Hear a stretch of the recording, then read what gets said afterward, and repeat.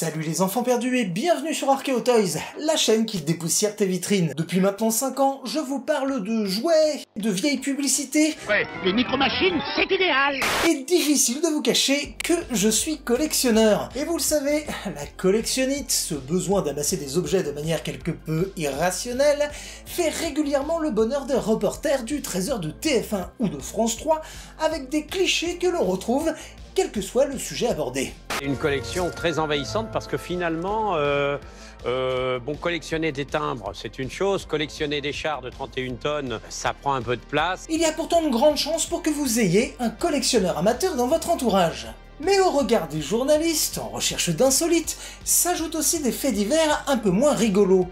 Les collectionneurs accumulateurs compulsifs. Chez certains, cette quête de l'objet désiré peut vite devenir une pulsion, une souffrance, qui, quand elle n'est pas prise en charge, peut se muer en trouble du comportement. On parle alors de sigillomanie, et parfois de syndrome de Diogène. La sigillomanie, c'est le fait d'accumuler de manière excessive des objets indépendamment de leur état ou de leur valeur, parfois sans tenir compte de leur dangerosité ou de leur insalubrité, mais surtout sans les utiliser. La frontière avec la collection est donc assez restreinte. Les Américains ont longtemps utilisé le nom de syndrome des frères Coiler, offrant aussi une forme d'éternité à deux hommes au destin aussi tragique qu'oublié. Deux collectionneurs devenus fous, vivant dans une forteresse de drouille, qui finiront happés par la monstrueuse collection entassée dans leur maison. Nous sommes en avril 1947. La police new-yorkaise est appelée dans le quartier de Harlem par un coup de fil anonyme. Une odeur de décomposition incommoderait les voisins de la vieille maison délabrée située au 2078 5e avenue. L'adresse est connue des agents du poste. C'est là que vivent Homer et Langley Coiler, deux frères excentriques vivant totalement reclus dans ce qui était l'un des plus beaux hôtels particuliers de ce côté de la ville. L'immeuble de 4 étages a connu des jours meilleurs. Les fenêtres sont obstruées par des planches et des cartons, et la plupart des carreaux restants sont brisés. La sonnette a été arrachée, et un trou béant rend l'escalier de l'entrée impraticable. Les policiers avancent avec prudence, ils le savent, la maison des Coiler est piégée. Derrière la porte se dressent des murs de vieux journaux, d'outils, de meubles, créant un labyrinthe. Les 2 premiers étages sont totalement obstrués par cette collection de briques et de brocs.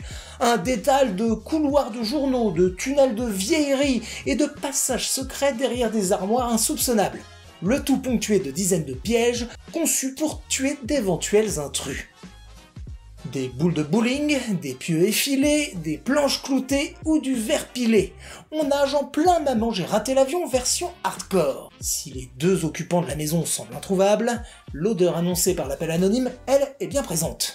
Les pompiers vont donc ouvrir une brèche au 3e étage, en passant par la grande échelle, et ils tentent d'avancer au milieu des bibelots, des vélos, des pianos qui occupent le moindre centimètre carré. Derrière une pile de vêtements et de livres, les policiers vont faire la découverte d'une sorte de refuge au milieu duquel trône un petit fauteuil. Juste à côté gît le corps d'un homme recroquevillé.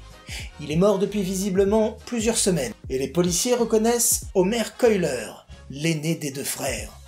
On le savait aveugle, mais l'état de la dépouille laisse à penser qu'il était aussi depuis longtemps paralysé par la maladie. En dépit de la crasse et de la vermine, la cause du décès semble évidente. Il est mort de faim. Mais son frère cadet, Langley, est toujours introuvable. La police lance donc un appel à témoins dans la presse, repris dans tout le pays. Où est passé Langley Coiler? Et qu'est-ce qui a pu pousser ces membres de la bonne société new-yorkaise à vivre coupés du monde dans un incroyable bordel constitué d'encyclopédies, d'animaux empaillés et même d'organes humains dans du formol? Les agents de la ville appelés en renfort vont sortir plus de 120 tonnes de mobilier divers et variés dont l'inventaire complet est impossible. 14 pianos, 25 000 livres en 7 langues, 2 calèches, des portraits de famille et même une voiture en pièces détachées, une Ford T. Né en 1881 et 1885 d'un père obstétricien et d'une mère ancienne cantatrice, les 2 frères connaissent une enfance normale et suivent une éducation rigoureusement classique pour l'époque. Homer étudie à l'université de Columbia et obtient un diplôme de droit, alors que Langley se lance dans une carrière de pianiste de concert. En 1909, toute la famille Coiler emménage dans un superbe immeuble de briques situé à Harlem, qui à l'époque est le nouveau lieu à la mode de la haute société de la capitale économique américaine. La demeure, à la décoration chargée et ses grands espaces, va abriter les parents Coiler et leurs fils qui sont maintenant âgés de 28 et 24 ans. La famille est parfaitement intégrée à la communauté. Langley anime même des cours de musique le dimanche après l'église. Les fils Coiler sont alors décrits par les membres de leur paroisse comme cultivés, discrets, mais brillants. Peut-être trop brillants. L'un comme l'autre restent célibataires, et leur timidité et leur réserve les éloignent des mondanités. Les voilà vieux garçons. En 1909, Herman, leur père, quitte la maison et divorce. Il part s'installer seul, laissant ses fils devenus presque quadragénaires avec son ex-femme. Bien qu'il continue à venir déjeuner tous les jours. Le poids des habitudes probablement. Herman décédera en 1923 et laisse à ses fils une petite fortune. Mais Herman cachait aussi un secret. L'intérieur de sa garçonnière est totalement rempli de milliers de livres formant des piles de plusieurs mètres. La vermine grouille dans les détritus et dans une pièce, le propriétaire du logement découvre une voiture, la même Ford T retrouvée chez ses fils 25 ans plus tard. Les frères Coiler vont récupérer discrètement la collection de leur père, mais aussi peut-être un peu de sa malédiction. Cela n'entache en rien leur réputation. Langley est même passé de pianiste à vendeur de piano, puis agent d'assurance. Et en 1929, c'est leur mère qui décède à son tour. Elle leur lègue la maison d'Harlem. Homer et Langley vivent alors totalement normalement, mais les ennuis ne vont pas tarder à s'additionner. Car commencent les années noires de la Grande Dépression. La bourse Davis mettant le pays à genoux. La fortune des Coiler va fondre comme neige au soleil. Bon, les frères ont quand même encore quelques ressources. En 1931, Homer achète rubis sur l'ongle un terrain à proximité de leur immeuble, afin d'y construire des logements, pour la coquette somme de 7000 $, à peu près 140 000 $ d'aujourd'hui. Mais le projet est avorté quelques mois plus tard, alors que l'aîné des Coiler perd la vue des suites d'une attaque hémorragique. Langley va alors quitter son travail d'agent d'assurance pour s'occuper de lui. Malheureusement, les factures impayées s'entassent. On leur coupe le gaz, l'eau, l'électricité, le téléphone. Langley tente avec plus ou moins de succès de créer sa propre centrale électrique dans sa cave avec la Ford T, oui, encore elle. Et il bricole tout un tas de gadgets pour tenter de protéger son frère. C'est le début de ce qui deviendra le labyrinthe que démantèleront les policiers bien plus tard. Car en plus des créanciers, Homer et Langley vivent dans la peur du cambriolage.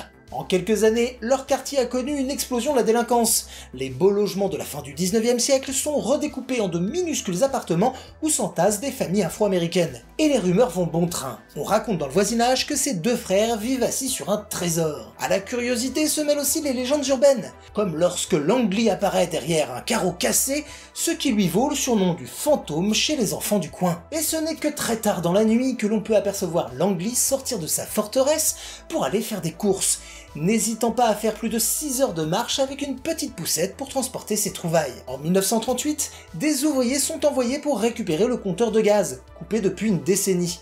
Face au refus d'ouvrir, ils n'hésitent pas à escalader la façade pour atteindre une fenêtre. L'événement attire des centaines de badauds, dans l'espoir de voir en vrai ces voisins que beaucoup d'habitants n'ont jamais pu ne serait-ce qu'apercevoir. La presse s'intéresse alors aux frères Coiler. Langley répond même à quelques interviews.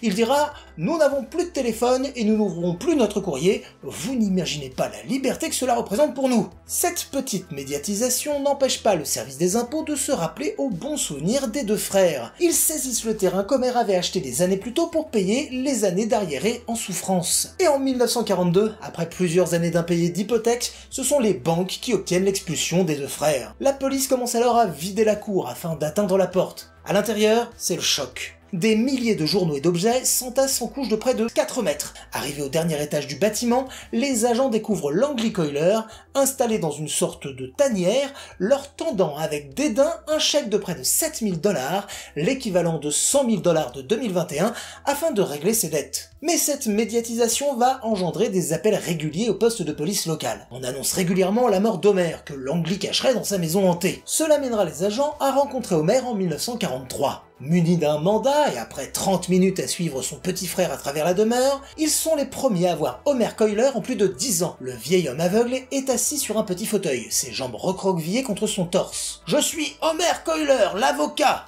déclare-t-il. « Montrez-moi votre badge et donnez-moi votre numéro de matricule !» Avec cette preuve de vie, la police est contrainte de faire demi-tour. Alors 4 ans plus tard, en ce début 1947, après l'appel anonyme que beaucoup pensent venir de Langley lui-même, et la découverte du cadavre de son frère Homer, les enquêteurs penchent pour la thèse de l'assassinat.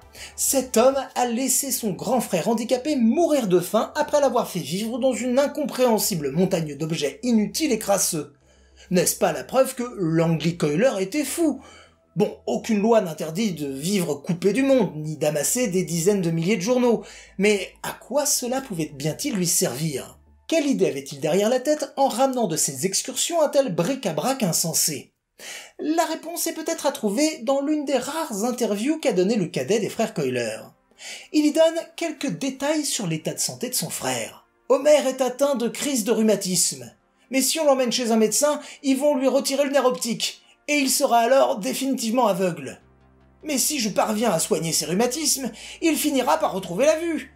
Pas besoin de consulter, vous savez, on a une bibliothèque de 15 000 livres de médecine ici. Langley Coiler ajoute, « Au début, Homer voyait des formes rouges comme des architectures complexes, mais toujours rouges. Il me les a décrites et je les ai peintes en suivant ses instructions. J'ai hâte de les lui montrer quand il verra à nouveau. » La suite est véritablement glaçante. C'est aussi pour ça que je garde les journaux. Comme ça, quand il pourra lire à nouveau, il rattrapera son retard dans les nouvelles. L'incompréhensible collectionnite de l'ermite de Harlem ne serait qu'un acte désespéré d'amour fraternel. Une quête compulsive de tout ce que le monde moderne avait produit et dont son frère était privé depuis de si nombreuses années. Mais alors où est passé Langley Coiler? Est-il le monstre que la police soupçonne? La réponse ne viendra que quelques jours plus tard. Lorsqu'en retirant un énième mur de vieux papiers journaux et d'instruments de musique, les nettoyeurs découvrent le reste d'un homme partiellement dévoré par les rats à seulement quelques mètres de là où avait été retrouvé celui d'Homer. Sa cage thoracique est enfoncée par une lourde pile de déchets. Un scénario se dessine. Langley s'est pris dans un de ses propres pièges en apportant le repas à son frère, qui, aveugle et paralysé, a été incapable de réagir ou d'appeler du secours. La collection des frères Coiler avait fini par les dévorer. Les 120 tonnes d'objets de la collection que Langley destinait à son frère furent vendus aux enchères pour 2000 $. Et aucun trésor caché ne fut trouvé dans ce fatras, bien que leur livret d'épargne, dûment consigné, indiquait alors la somme de 2900 $. Leur demeure a disparu dans les années 60 et a laissé la place à un petit parc de plein air qui porte le nom de Coiler Park. Drôle de fin pour la maison de 2 hommes qui refusaient de sortir. Et vous ? Pour quelle raison obscure ou secrète amassez-vous des vieilleries? Quelle est votre limite? Dites-le moi en commentaire. Voilà, j'espère que cette vidéo vous a plu. Ce genre de sujet est un peu inhabituel sur la chaîne, mais je trouvais qu'il était intéressant de retracer l'histoire des frères Coiler. Peut-être est-ce une bonne manière d'aborder différemment nos trésors qui, avouons-le, dorment trop souvent dans un obscur bazar. Moi le premier. Comme d'habitude, j'ai besoin de vous pour faire vivre cette vidéo au maximum. Partagez-la, n'hésitez pas à l'envoyer à votre grand-mère, à votre beau-frère, et puis surtout, abonnez-vous si ce n'est pas déjà fait. En attendant, prenez soin de vous, et n'oubliez pas que vous avez été des enfants. Ton Bissell, vite. Oh non. C'est ça, Bissell. Oh non, non, non, non, non, non, non. Voilà.